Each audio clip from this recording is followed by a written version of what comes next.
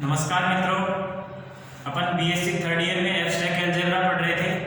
Abstract algebra में अपना group homomorphism का चैप्टर चल रहा था। ग्रुप होमोमॉर्फिज्म के चैप्टर में लास्ट टाइम अपन ने केले थ्योरम पढ़ी थी।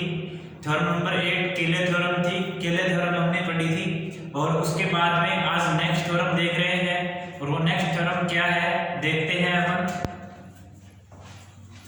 अपन पढ़ रहे हैं एब्स्ट्रैक्ट अलजेब्रा।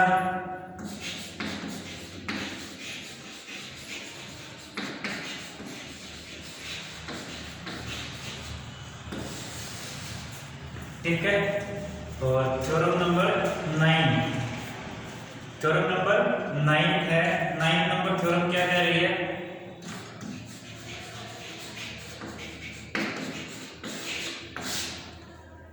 सिद्ध कीजिए कि प्रत्येक असीमित चक्रीय ग्रुप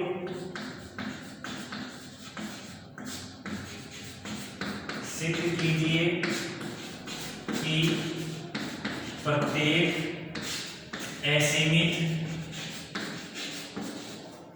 चक्रीय ग्रुप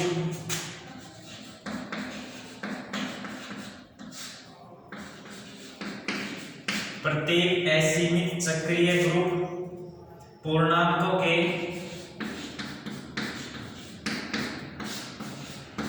योज्य ग्रुप के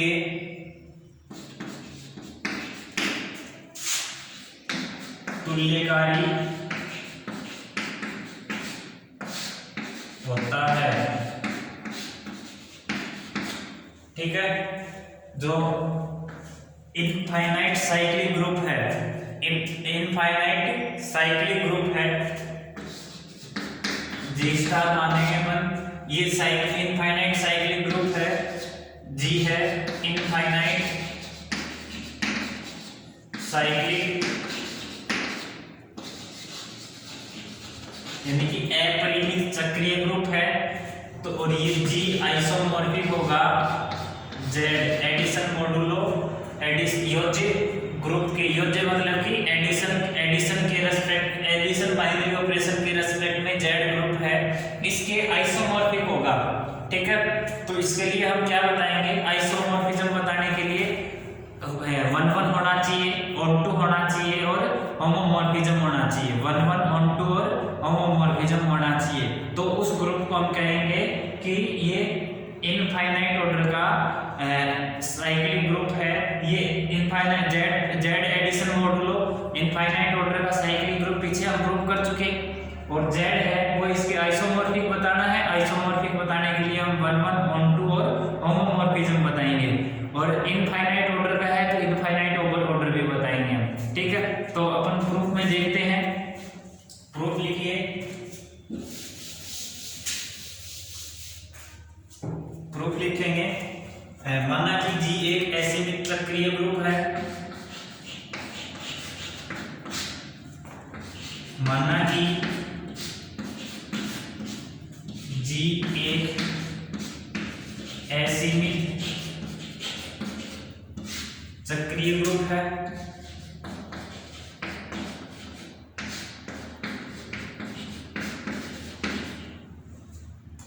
जिसका जनक ए है, जिसका जनक ए है तथा इसके प्रत्येक अवयव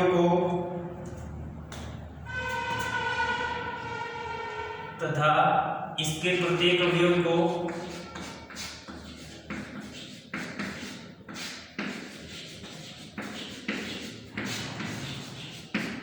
ए की पावर n के रूप में लिखते हैं।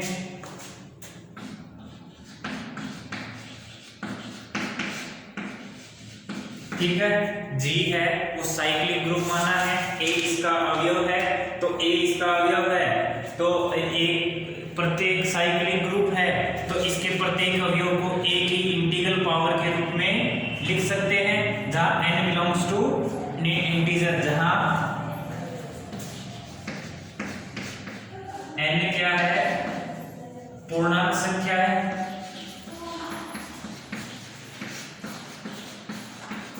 ठीक है। अब आप नेक्स्ट लाइन में लिखो, यदि a की पावर m और a की पावर n दोनों बराबर हो, यदि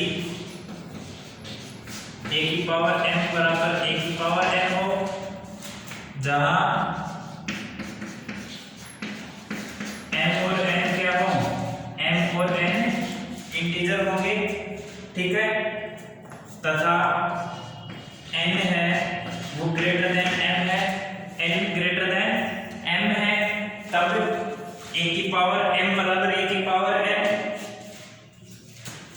a की पावर m बराबर a की पावर n। दिस इंप्लाइज, अब देखो a की पावर m है, g का मेंबर है, तो इसका इनवर्स भी g का मेंबर होगा। तो पहले a की पावर n को लिख लेते हैं, a की पावर n बराबर a की पावर m, और a की पावर m g का मेंबर है, तो a की पावर माइनस m वो भी a की पावर n का इनवर्स, वो भी g का मेंबर होगा। तो a की पावर n डॉट a की पावर n माइनस का, और a की पावर n डॉट a की पावर माइनस का n, ठीक है। अब यहाँ से क्या लिखेंगे कि a की पावर m डॉट a की पावर माइनस का m बराबर a की पावर m डॉट a की पावर माइनस का m। अब जब बेस समान हो तो घातें जुड़ जाती हैं, घातें जुड़ती हैं तो a की power n minus n minus m, और यहाँ a की पावर m माइनस m, इधर तो a की पावर n माइनस m होगा और इधर a की पावर 0, इनकी आइडेंटिटी होगा। तो a की पावर n माइनस m बराबर आइडेंटिटी आ गया। This implies order of a क्या आ गया, लेस देन और equal to n minus m, ठीक है। अब n भी इंटीजर है और m भी इंटीजर है, m और n इंटीजर है, तो ऑर्डर ऑफ a परिमित होगा। This implies order of a परिमित होगा। अतः परिमित होगा, ऑर्डर ऑफ a परिमित होगा, जो कि गलत है। गलत क्या है, क्योंकि ऑर्डर a क्या है, जनरेटर है तो ग्रुप के प्रत्येक अवयव को जनरेट करेगा।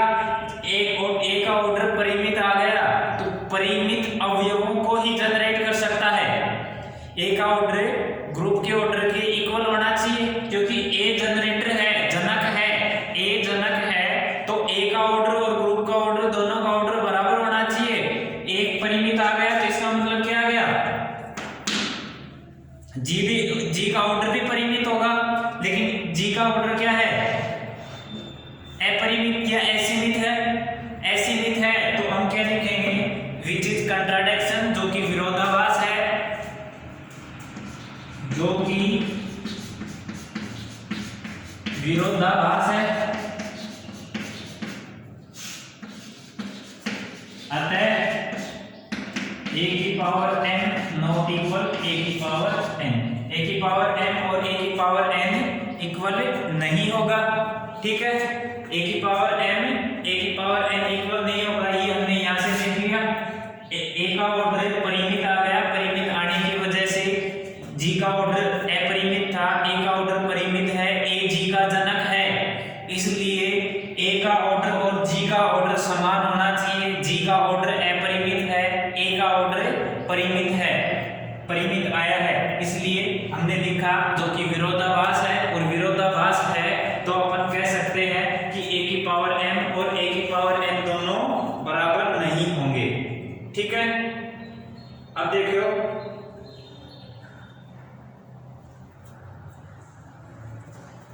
जो कि विरोधाभास है, a की power m not equal to a की पावर n, यह तभी सत्य होगा, तभी सत्य होगा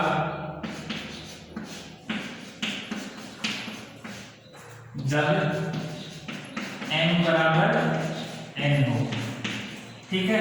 यानी कि a की पावर m और a की पावर n दोनों बराबर तभी होंगे जब m और n बराबर हो, ठीक है। अब देखो, अब हम g को लिख रहे हैं, अब g बराबर लिख रहे हैं a की पावर माइनस का 3, a की पावर माइनस का 2, a की पावर माइनस का 1, a की पावर 0, a की पावर 1, a की पावर 2, a की पावर 3 एंड सो ऑन। ठीक है, ये आएंगे। मैं इधर से मिटा देता हूं।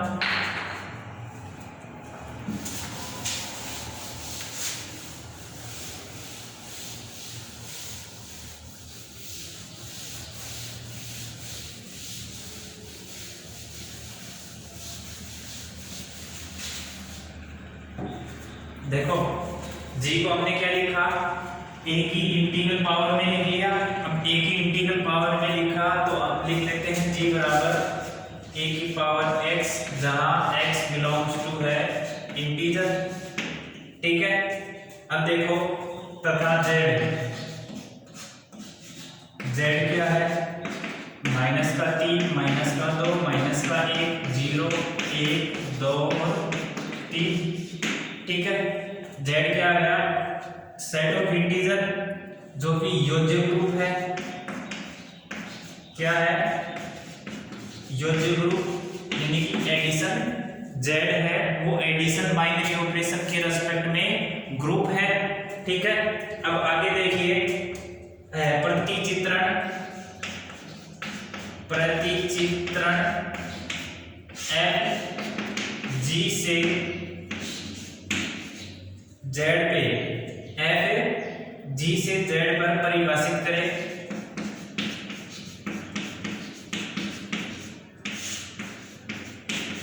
f ऑफ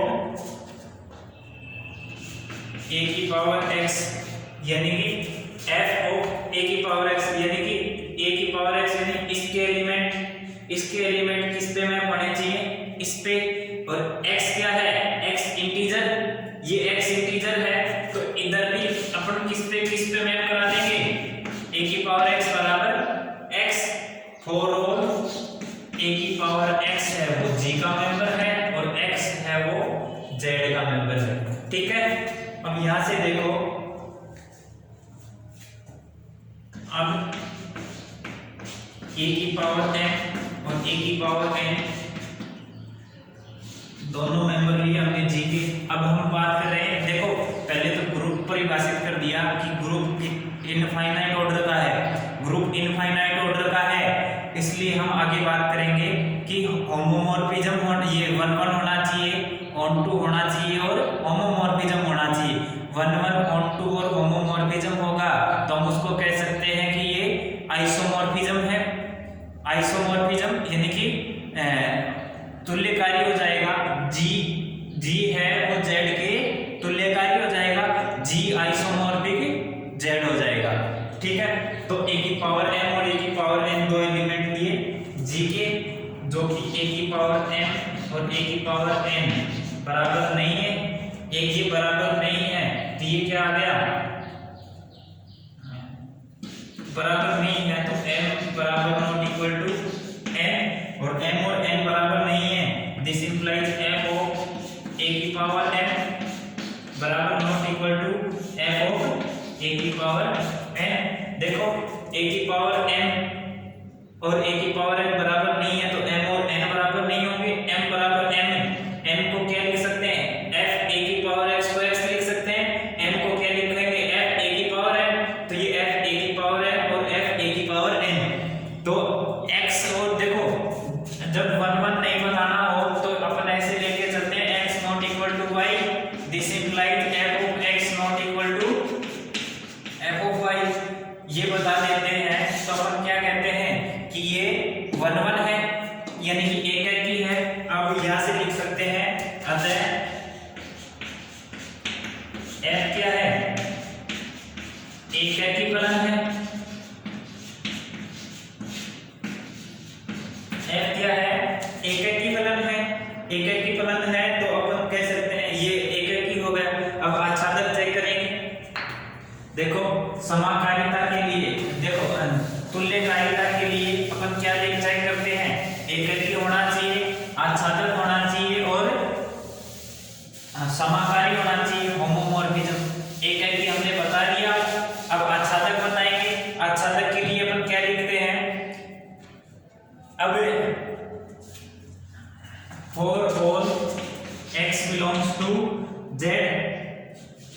के लिए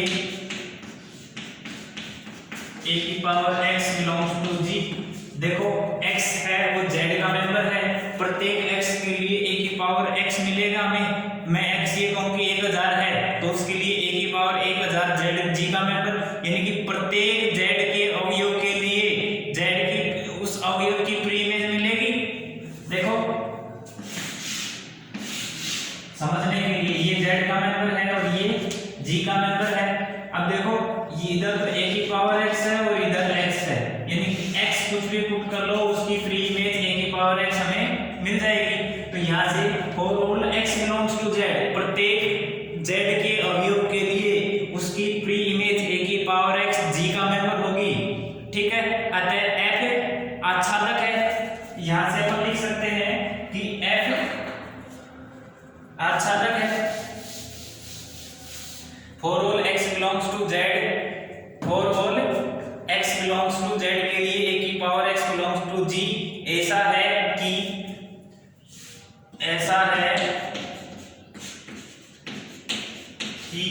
f ऑफ a की पावर x बराबर x। अतः f क्या है? आच्छादक है।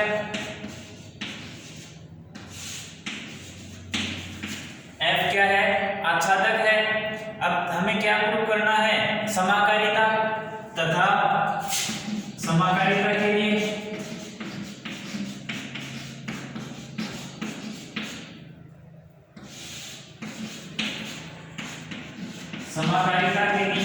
a की पावर n तथा a की पावर n g के अवयव है।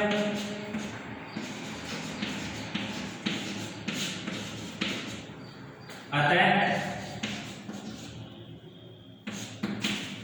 f ऑफ a की पावर n डॉट a की पावर n, देखो g है वो अपरिमित समूह है, g असीमित समूह है और मल्टीप्लिकेशन गुणात्मक बाइनरी ऑपरेशन के लिए, तो मल्टीप्लिकेशन बाइनरी ऑपरेशन के लिए ये ग्रुप है और z है वो एडिशन बाइनरी ऑपरेशन के लिए है। तो इसको a की पावर m डॉट a की पावर n है, तो इसको हम f a की power m plus f a की पावर n की फॉर्म में लिख दें तो वो z का मेंबर आ जाएगा और z का मेंबर आएगा तो हम उसको कह सकते हैं कि ये multiplication binary operation addition binary operation में कन्वर्ट हो गया। ये कन्वर्ट हो गया तो ये समाकारी हो जाएगा। तो देखिए f a की पावर m डॉट a की पावर n बराबर f ऑफ a की पावर n प्लस n। देखो जब मल्टीप्लिकेशन में हो और बेस समान हो तो उनकी घातें जुड़ जाती हैं, तो हमने a की पावर n प्लस n घातों को जोड़ दिया है। और बराबर क्या लिखेंगे? n plus n। देखो a की पावर f ऑफ a की पावर x किसके बराबर था? x के बराबर था, तो ये हमने अप्लाई कर दिया f ऑफ a की power m plus n, a की पावर m प्लस n को क्या लिख दिया? m plus n। अब m प्लस n को क्या लिखेंगे? f ऑफ a की power m plus f of a की पावर n। ठीक है, अब ये देखो f ये f of a dot b है वो f of a plus f of b में कन्वर्ट हो जाए तो ये क्या होती है? होमोमॉर्फिज्म की कंडीशन, यानी कि समाकारिता की कंडीशन। और समाकारिता की कंडीशन है तो अपन इसको क्या कह सकते हैं कि ये f समाकारी है, समाकारी है। अतः ये यहाँ से लिख लो f a की power n plus f a की power n dot f a की पावर n। इसको क्या लिख दिया? f a की power n plus f a की पावर n। और ये लिखने से हम इसको क्या कह सकते हैं? अतः f समाकारी है। क्या होगा? f क्या है? समाकारी है। f एकक की है, f आच्छादक है, f समाकारी है। f एकक की है, आच्छादक है, समाकारी है। f एकक की, आच्छादक एवं समाकारी है, अतः F G से BG G से Z तुल्यकारी होगा, अतः F G to Z तुल्यकारी होगा, यह तुल्यकारी होगा, क्या तुल्यकारी है, अतः G isomorphic to Z, G isomorphic to Z। ठीक है, देखो दोबारा से क्या कहा था, G है वो अपरिमित समूह है, अपरिमित समूह है, वो Z योज्य ग्रुप के तुल्यकारी होगा, Z यानी कि set of integer addition binary operation के रेस्पेक्ट में वो तुल्यकारी होगा, G अपरिमित समूह। अब वो बताने के लिए हमने सबसे पहले G का ऑर्डर यानी कि G का ऑर्डर अपरिमित बताया। अपरिमित बताने के लिए हमने क्या किया, a की पावर m और a की पावर n को बराबर लिया। वो बराबर लेने के बाद हमने a की पावर m G का मेंबर है तो उसका इनवर्स भी G का मेंबर होगा, तो a की पावर माइनस m से ऑपरेट कर दिया तो a की पावर n माइनस m आया, वो आइडेंटिटी के बराबर आ गया। वो आइडेंटिटी के बराबर आने से हमने क्या कहा, a का ऑर्डर है वो less than equal to n minus m होगा। ठीक है, a का ऑर्डर n माइनस m और n दोनों इंटीजर हैं तो m माइनस n इंटीजर आएगा कोई नंबर, यानी कि a का ऑर्डर परिमित आ गया, तो जो कि कंट्राडिक्शन है, अतः a की पावर m और a की पावर n दोनों बराबर नहीं हो सकते। यह तभी बराबर होंगे जब m और n बराबर होंगे। ठीक है, तो यहाँ से हम कह सकते हैं कि a का ऑर्डर है वो परिमित नहीं होगा, अपरिमित होगा। ठीक है, अब इसके बाद में तुल्यकारी बताने के लिए हमें एकैकी बताना पड़ेगा, आच्छादक बताना पड़ेगा और समाकारी बताना पड़ेगा। तो हमने एकैकी बताया, आच्छादक बताया और समाकारी बताया, ये तीनों बताते हुए ये क्या हो गया, तुल्यकारी हो गया। ठीक है, तो उम्मीद करते हैं ये थ्योरम समझ में आई होगी। अब देखिए कोई डाउट हो तो कमेंट बॉक्स में लिख के मैसेज करिए। नेक्स्ट लेक्चर में नेक्स्ट थ्योरम करेंगे और आपका डाउट को लेते हुए आगे बढ़ेंगे। ठीक है, धन्यवाद।